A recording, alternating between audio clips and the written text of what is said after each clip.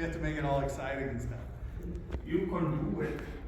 Well, my name is Bill Holmes. I've been asked to moderate the panel. I'm a nerd. That's what I thought by that. And obviously a big comic book fan. This guy's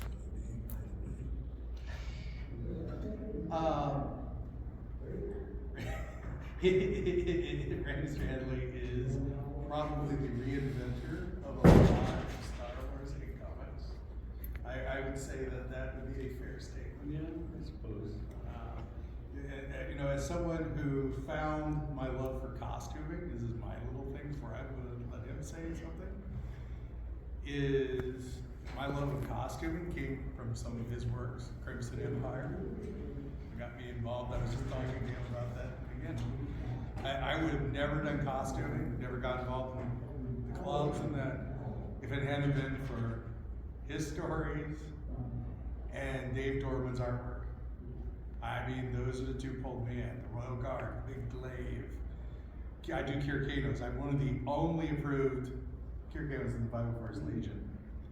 And it's one of the fun things I do. But the comics were really invented.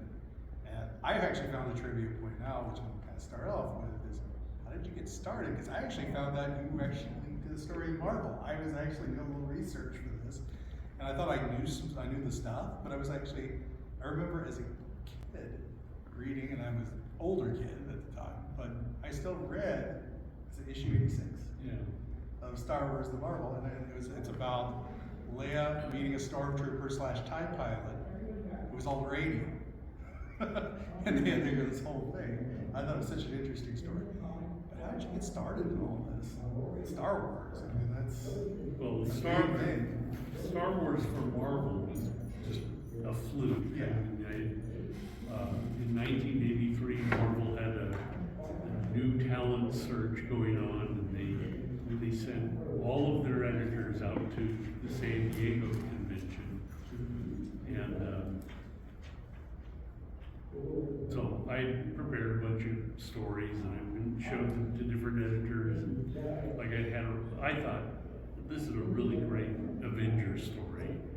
And I showed it to the Avengers editor, and he read it, and he goes, no, this story's not good. Thor's not in the Avengers anymore. Like, okay, so the story's no good because it had Thor in it. Couldn't take Thor out. But I happened to show Louise Simonson a story that I'd written for The Thing, for Marvel Fanfare. And she wasn't the editor of that, but there were like 2 places in the story where I thought, oh, this'll get a laugh. And she laughed at both places. And she says, do you want to write an issue of Star Wars? And of course, when you're starting out, you say yes to everything. So I said, sure. And so I went home and spent a month trying to figure out a story and sent it in. She approved it, and so about the same time, my friend Chris Warner was also breaking into comics, so we moved back east and went to Marvel and talked to Louise, and she told me who the artist was going to be, and then the next week she left Marvel. And the new editor didn't really like my stuff, and so I never got another job at Marvel. But one of the other stories I pitched was what eventually became Crimson Empire. And when I pitched it to Marvel, I was told, oh, Lucasfilm doesn't want to do anything with the Imperial Guards. So, all right. And then a couple of years later, 5 or 6 years later, when Dark Horse had the license, I pitched the same story to the same people at Lucasfilm, and I was told, yeah, we're interested. So I don't know if Marvel actually showed Lucasfilm the story or not, but so eventually we did Crimson Empire. Crimson Empire 2, Kennex Kill. Yes. And so on. That's how I started writing Star Wars at Dark Horse. But it wasn't until a few years later that I started editing as well. And that was a real eye-opener for me, getting used to the way things were done at Lucasfilm, where, you know, if you, in most comics, you know, Batman's always 35 years old. You know, Yes, exactly. you know, it doesn't matter how much time has gone by, Batman is Batman. But Lucasfilm's version of continuity was every story takes up physical time for that character. So, oh, you can't do that because Luke at this point is having this other adventure. And so that, okay, I gotta wrap my head around this. But once I did, I started to think, oh, there's all these things we can do. And one of the things that I really wanted to do, which despite its name, I didn't find happening in the expanded universe that much, was actually expanding the universe. Mm-hmm. It seemed like you had your big three characters, and they were always, you know, running into the same people. They're always going to Tatooine, or, you know, and I just thought, it's a galaxy, it's a giant place. Should always have new characters. They should never go back to Tatooine.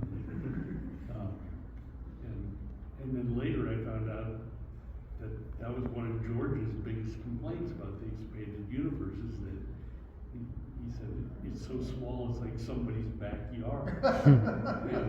No, it's very true. So that was, and I also found out George didn't read most of the novels, but he always read all of the comics. He was a big comics fan. And so it was great to be able to do stuff that you knew the creator is reading this, and, you know, if you're not hearing any complaints, you're doing something right. So.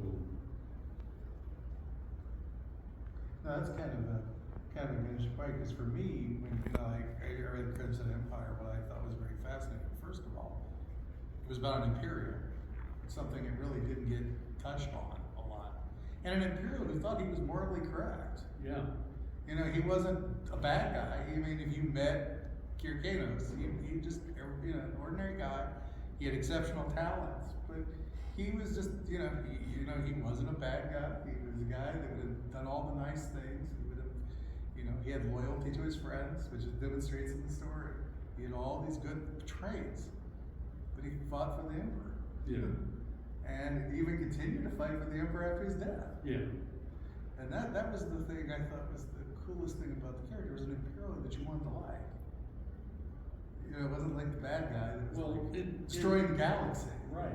Yeah, and I always struggled, you know, for a long time, struggled with the fact how do all these Imperials justify what they're doing?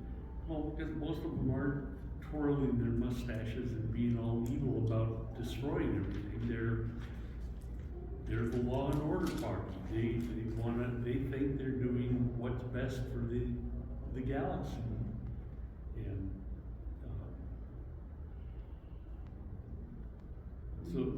so that you know, understanding that, you know, later we did a whole series on Imperials and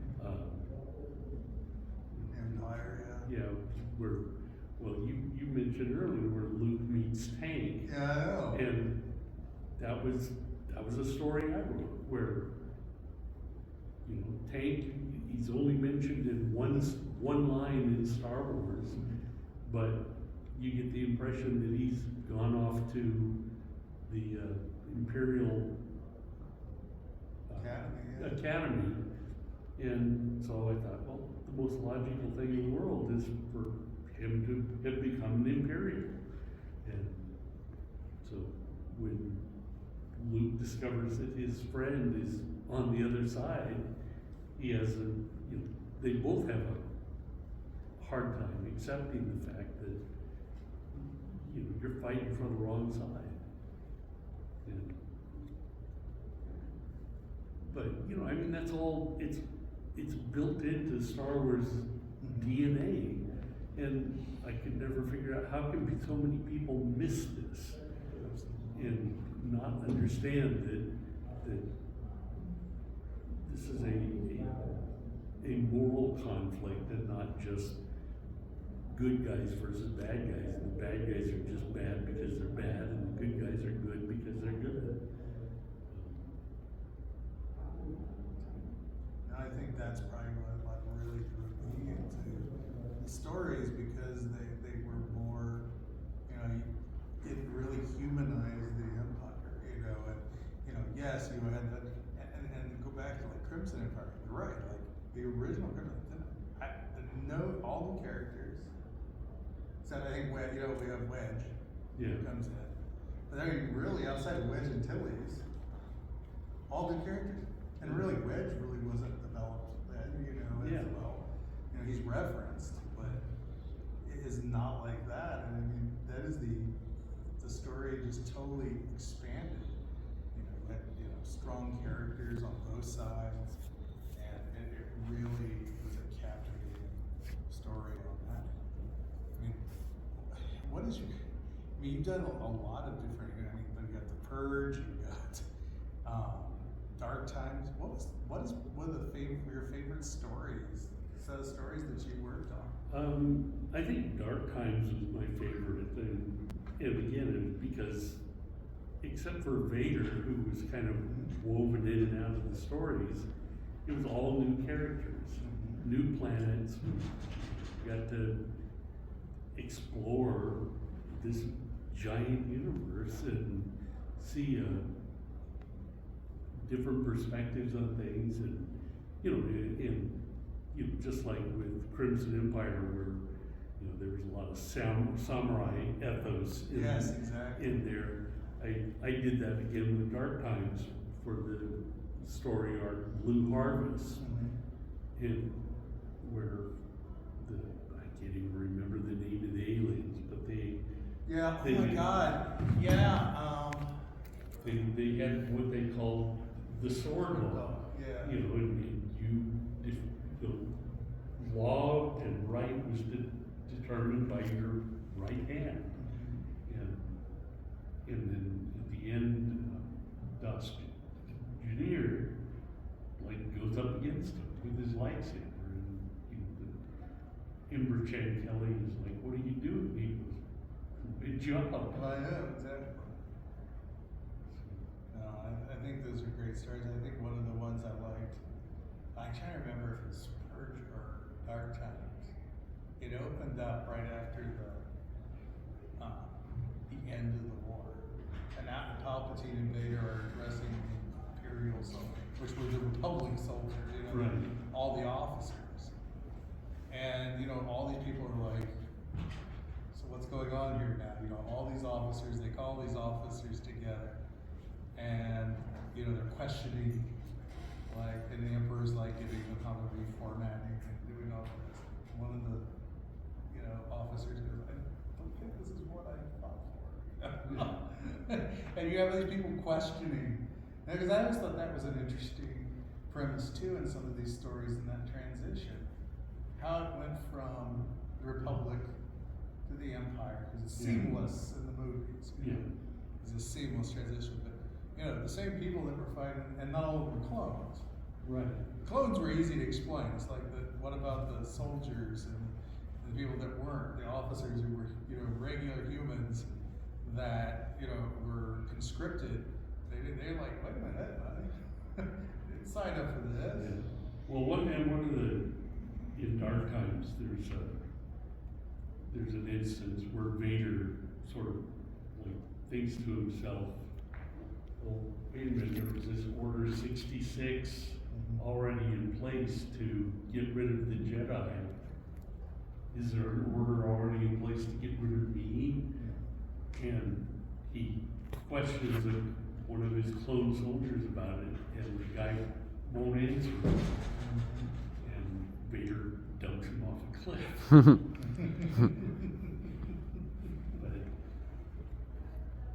But that's definitely like that highlight.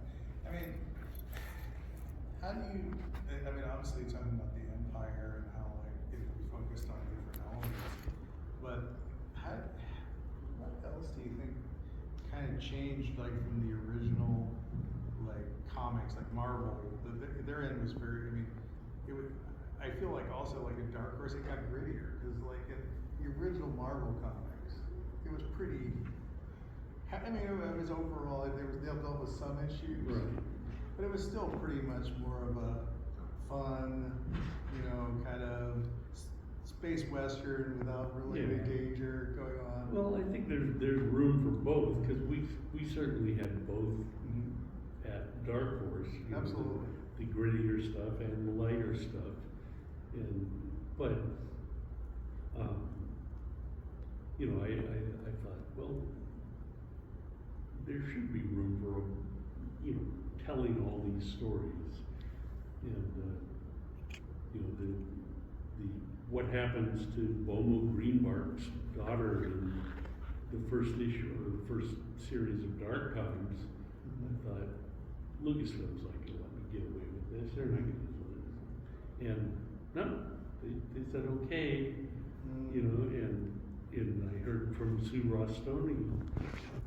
She said every time she sees Bomo, she starts to cry. Yeah. And I was like, all right, well, that's a good reaction, I guess. Definitely hit home, Yeah. Those kind of stories. And I think also I think it was one of the first, like the new series, like you're starting to see like the grittier side of the Alliance, but I think also in Rebellion and other series, the Dark Horse, you also got to see the darker side of the Rebellion too. Yeah. It wasn't just, all heroes always doing the right thing, You had a whole lot of questionable, and it's like, fighting a civil war here, there's. Yeah.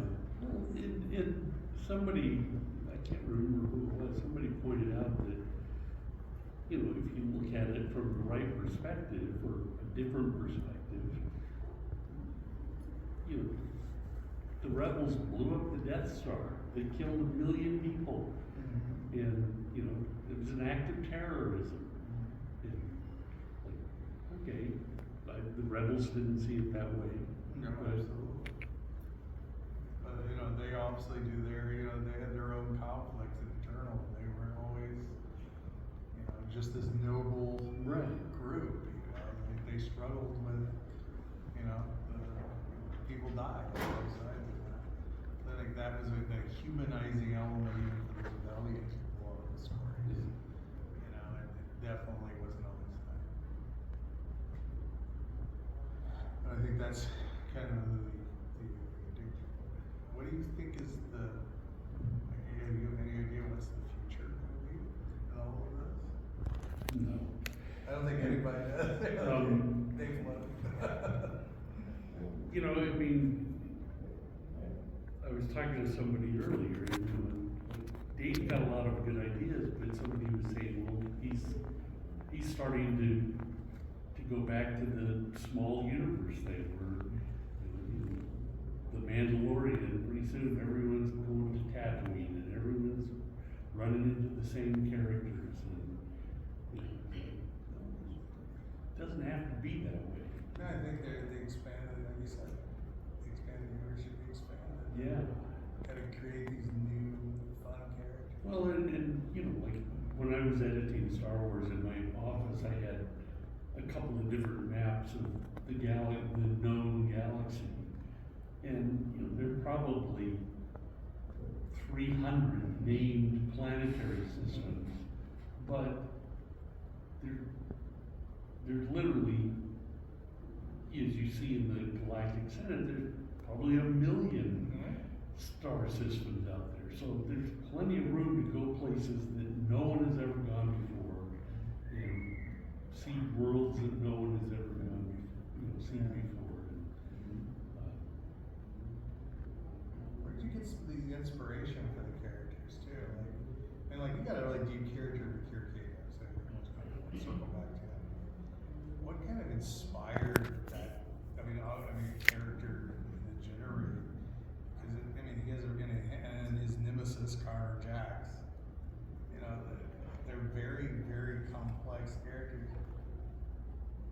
I don't know, I've always liked samurai films, and I don't even remember what film it was, but there was a scene where this group of samurai is transporting their lord across this desert or something, and they're attacked, and all these, samurai are fighting, and this one samurai figures out, I can stop this attack.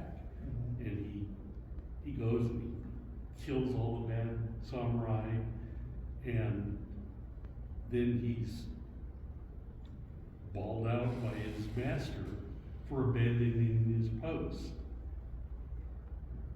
Which if he had stayed where he was supposed to, probably the master would have been killed. But he broke order. He didn't do what he was supposed to do, and I was, man, that's some deep stuff there. There's got to be situations like that we can play with.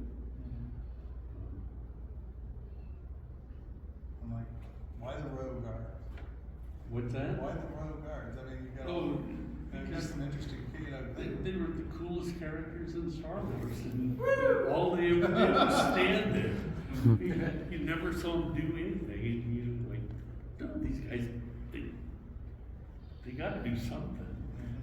And I mean, otherwise, why have them? Why didn't they do something?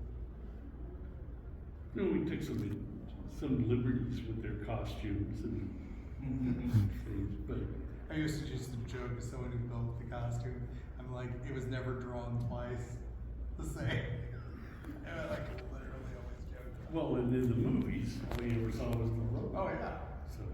But I love the fact that there was detail and all that armor underneath, which makes sense. I mean, like, it was wonderful, like seeing all that ceremonial armor and very kind of Spartan. It's such a neat, kind of concept. You'd think that a stormtrooper had all this armor, why wouldn't the rogue guard have it? Yeah. Especially protecting the emperor, and they're supposed to be the best of the best. Yeah. Now on the back of the stormtrooper armor where they have something around. Yeah, the donut Twinkies is what I call them. No. Like a cylinder. Oh yeah, the thermal detonator. No, that's their toilet paper. That actually makes more sense than having a grenade strapped to you. I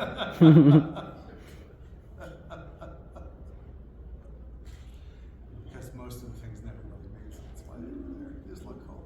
Yeah. That's all part of it. Well, yeah, they don't even get me started on the stormtroopers had to wear their holsters on the left side because the clip stuck out, so they couldn't wear it on the right side because the clip, so they draw with their left hand, then switch to their right hand, and then I was like, what? But they already had the costumes built, so that's what they did. Very, very true. It's like they didn't always make sense. Well, I remember in Clone Wars, we created a character, an ARC trooper, who had like an armored paladin, and I put it on the left side, and then somebody at Lucasfilm was, or Jax or wherever, was designing a toy, and they put it over on the right side. And I said, no, it's gotta go on the left, because when you're firing a rifle, you want the armor facing toward the enemy. And they're like, oh, yeah. But, I don't know, I guess that's what made me an editor rather than just like somebody who just like, oh gosh, I keep playing Star Wars. I'm always thinking there's got to be a reason for. No, I think that's very interesting, like that, like the little details. I think a lot of times the devil is in the details. I had an interview earlier today with one of the set designers for bunch of Christian. And we were talking just about like how, like you're talking about the Bible, you know, they just went and got junk, you know. Yeah. They literally were like, oh look, we got all these guns they're throwing out, these World War I and II guns, you know, we're buying them for like, you know, a whole bag of these things for $50, Yeah. you know, and we gotta make them work. So you're just going through and gluing things together and putting them on and changing them. That's the original that's in the movie. And then think about how much more that is, and like how much that impacts on stormtroopers drawn with their holster on the left side. Yeah. That whole universe is affected by what Yeah. they found, and they found the holster. We gotta make it fit. Yeah. And I always assumed it was like whoever designed these costumes was a left-hander. That makes a lot of sense too. Didn't account for stormtroopers wanting to shoot with their right hand. No. How about you guys? What's your, like, you're all comic book fans? So what's some of your favorite stuff? I mean, you guys gotta have some questions here too. He's ready to go. Did you, when you had the idea about Crimson Empire, did you envision it as far as the tone being so gritty? Because when it came out, it definitely stood out, for sure. But did you envision the tone as well as it being a trilogy? I never imagined it being a trilogy to start with, telling that one story. And, you know, I mean, yeah, there's some gritty stuff to it, but part of that was informed by, as we went along, I think the time period that we were doing it was finally revealed that a lot of the Imperial troopers were clones. And so we said, so Carter, Jax, and Kenny Skill are the same guy, right? They had the same face. And they said, yeah, but you can't comment on that. Oh, right, that's weird, but we could show it in the comics, and you weren't allowed to acknowledge that they were clones. You kind of set the standard too for them to be slightly force sensitive and that too, which carried all the legends, you know. I don't remember that part. Yeah, but like like Connor Jax, obviously. Oh yeah, that's You know, him following, trying to be the new emperor. That's definitely kind of like that got picked up, that little thing over on a lot of side stories. That little tidbit. But I think your comment was very sound because it was such a breath fresh air in Crimson Empire when it came out. It was just totally different from any of the other stories and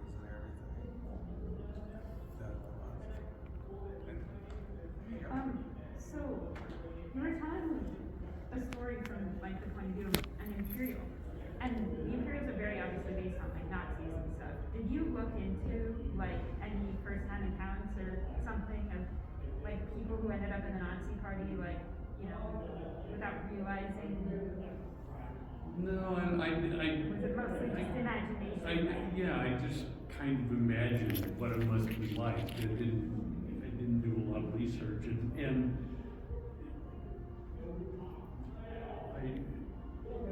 you know, part of it was I didn't want to go too far into the Nazi thing because now you're dealing with true evil, and Non-fictional. and also, I mean, this is because we're dealing with so many people, like literally millions and millions of Imperials throughout the galaxy, that you can't have them all have the exact same mindset. There's got to be some allowance for individual perspective. Yeah, I kind of feel like that was an interesting change in the sequel trilogy. Because as someone who watched the original trilogy and like I never felt the Imperials, a lot of them are conscripted, you know, obviously brought in and they were doing their thing. But they didn't see all of the horrors, you know, they were going to do, well, they're putting down an uprising, they're Yeah. putting down terrorist attacks, they're doing all these things. And I think in the sequel trilogy, when I watched those, the First Order, as opposed to the New Order, it was Nazi. Like, it was, you know, you burnt the whole village down in that first scene, you know, you open up and I'm going, I'm not gonna do that kind of stuff. No, and it's really funny, because I love Imperial costumes, but it triggered something for me. I'm like, no, this is different. Yeah. You know, and no, but your point well taken. I mean, it is obviously built on a police state. All these. Talking about the costume thing, I actually read, I didn't finish Yep. the book, but there was a book that was the guy who designed a lot of the stuff that was used for like Nazi rallies. Well, He wrote a book about like what he was doing and stuff. and also did Civil War uniforms too. Exactly, like They were, it's well, beautifully designed, and especially the Star Wars universe. I love all of the villain designs, but then like, and then you did that in universe. yeah. Yeah. So I think that's definitely part of it. Was there another hand? Yeah. And then, oh, yeah. Yeah, I really like Dark Times. We're actually like going into the era right in the wake of Revenge of the Sith and getting really, dark into like how awful that era would be. And I felt like everyone was sort of avoiding writing a story there, but now we have like the Bad Batch show and we have like the Fallen Order video games. And I'm just like, I'm wondering what you think of like other stories that are kind of set in that era. Because I always felt like Dark Times was like the story about that era right after episode. Yeah, I couldn't understand why there weren't more stories in that 20-year period between Luke's birth and coming of age. And I thought, this is ripe for all this stuff. And so, now since Disney bought Lucasfilm, I haven't really paid that much attention to what's going on. So I don't know what people have done in the meantime, but with Dark Times, I wanted to really explore that. And my original pitch for Dark Times was Obi-Wan going around the galaxy still trying to be a Jedi. And we were told, no, Obi-Wan never leaves Tatooine. He's there to guard Luke. And then what happened is episode 3 of Kenobi. Kenobi is Takes a little detour. yeah. With the sister. Come on, it's like, it's even funny. You think about it. You laugh. It's like, So we were told, no, you can't use Kenobi because he never leaves Tatooine. He never goes anywhere, never does anything, keeps a low profile, never stops any bad guys on Tatooine or anything. All right, so we'll come up with new characters, which ultimately was the best thing that could have happened to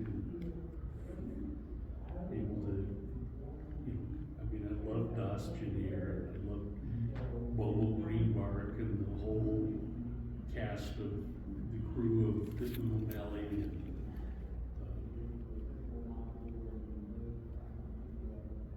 which, by the way, is a whole permutation of a Hawaiian word for parrotfish. So, that's awesome. Because the ship that Doug designed reminded me of a parrotfish. So. Finding the origins and all this. That's very true of the Star Wars universe in general. Like these. Oh. So, anyone else? Oh, let's see if we can. For the Marvel 86 issue, like, do you remember what made you choose to focus the story on Leia and the legacy and the trauma of Alderaan? It just seemed like the most obvious thing to do. It was,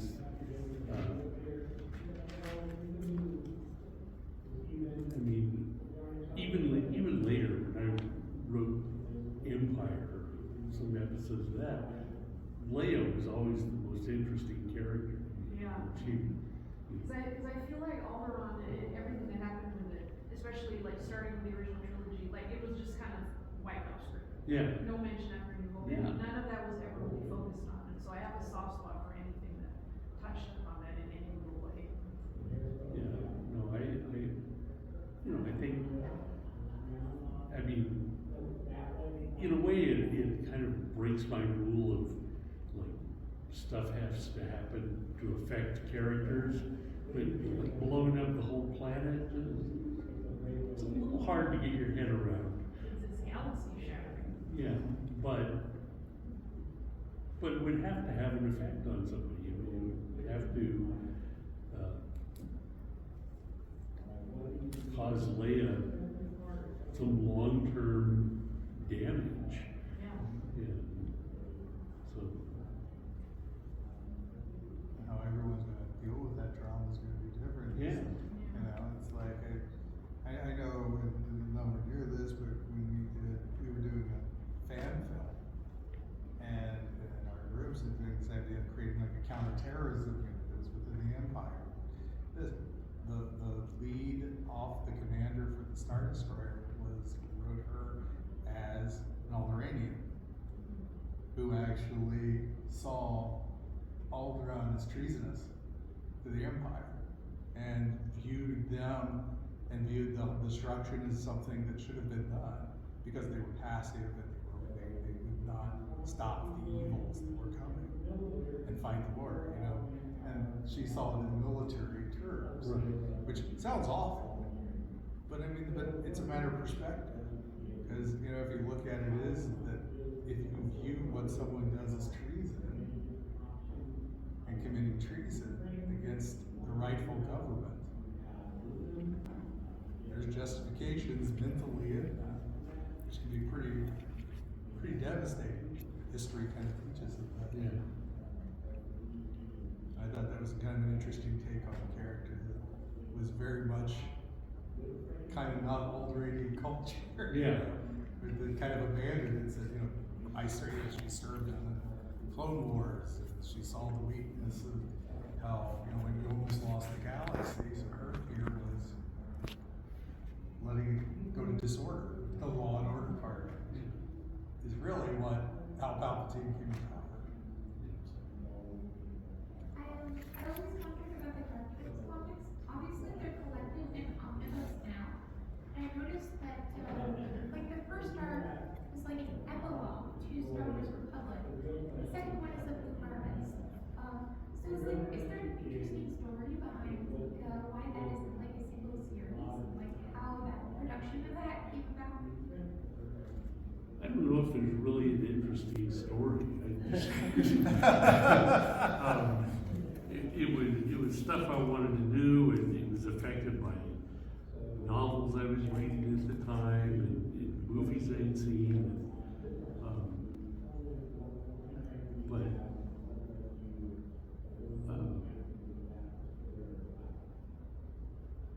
you know, after you know, you never know how things are going to go. And so at the end of the first Dark Time series, the crew of the Umeli turns their back on Dos Junior, says, "You're out. You went too far." And so now he's on his own. But you know, so all right. So what do you do now that he's on his own, and where do you put him that he can redeem himself? And then how do you bring him back into the crew? So, you know, I sort of saw all those things as separate arcs, and so each one was approached that way. And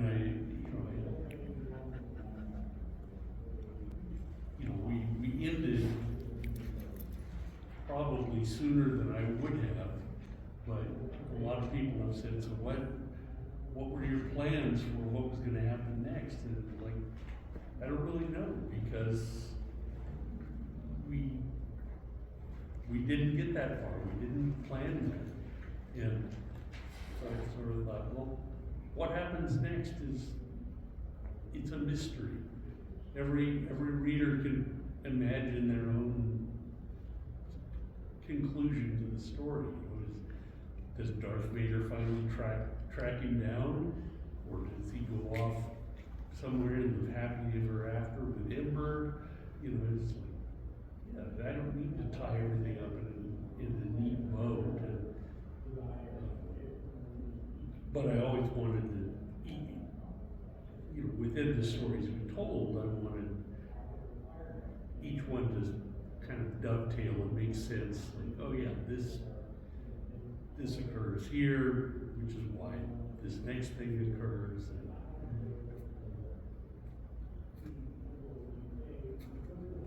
You know, I think sometimes the best stories are the ones that aren't fleshed out. You know, completely. You know, they have the nice ties, like you said, but like the reader can go, oh, you know, there's a whole thing you can kind of spend your time wondering about. That's nice.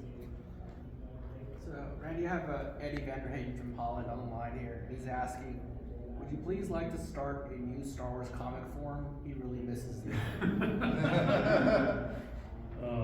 I miss the Dark Horse Forum too. I mean, it's, now what no one sees is at the end when we finally had to shut it down was because we were getting bombarded by trolls who were, I mean, literally posting 100 pictures a day of pornography or poop or whatever, you know, and I'd have to go through and delete the photos and cancel that person's subscription and make sure that email was blocked, and you know, it was just, but every morning it was the same thing, and I finally said, I can't keep doing this. I've got to stand it and Right. things to write, and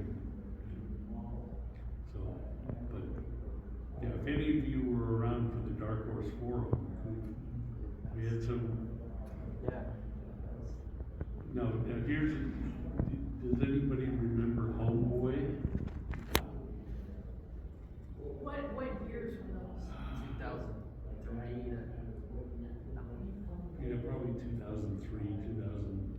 I have joined a little after that. Yeah, okay. Homeboy was actually Jeremy Barlow. Okay, yes. I forgot what I was thinking, because I remember Jared. Yeah, and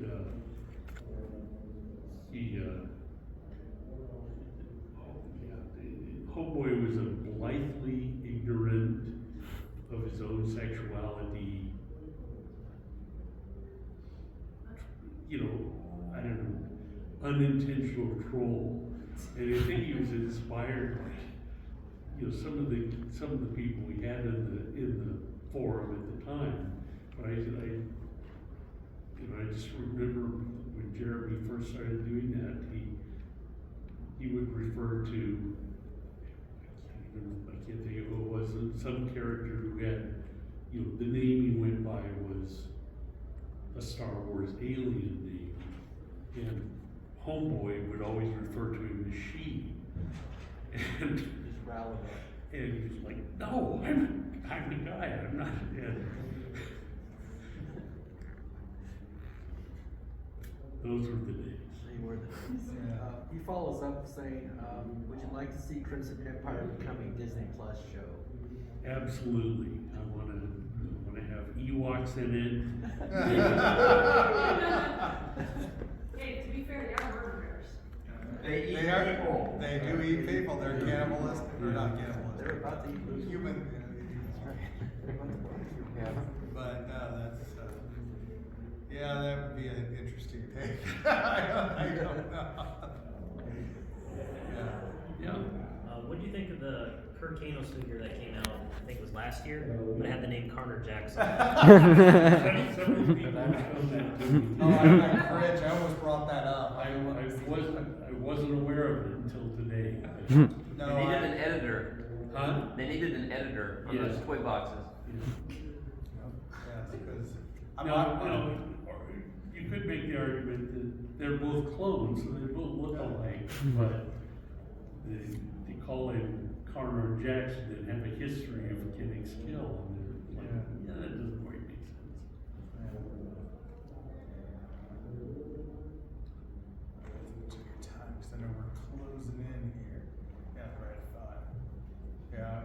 folks, we need to probably start wrapping up. Is there anyone real quick or anything else out there?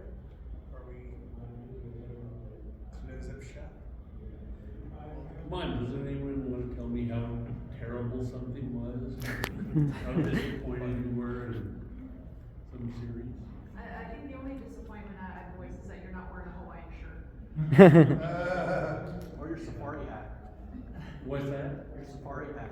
Yeah, no, my Zulu. Yeah. helmet. Zulu helmet, that's right. I think my only disappointment is Dark Horse is no longer doing Star Wars. Well, we are, Well, it's true. but on a Limited limited, basis. yeah. Not like it was. So is anybody here fans of Aliens? That guy sitting back there, that's Mark Verheiden, who wrote the first Alien series. Nice. And he was also the showrunner on Battlestar Galactica. Oh, wow. Stay in your seat, Bill. I know. I might nerd out here. An alien and like Alien and Battlestar. Well, thank you guys for coming out and joining us in conversation and kind of celebrating some really great memories in the Star Wars universe and comics in general. If you remember, we come by, visit Randy, visit our fan groups, and enjoy the rest of the convention. Hopefully see you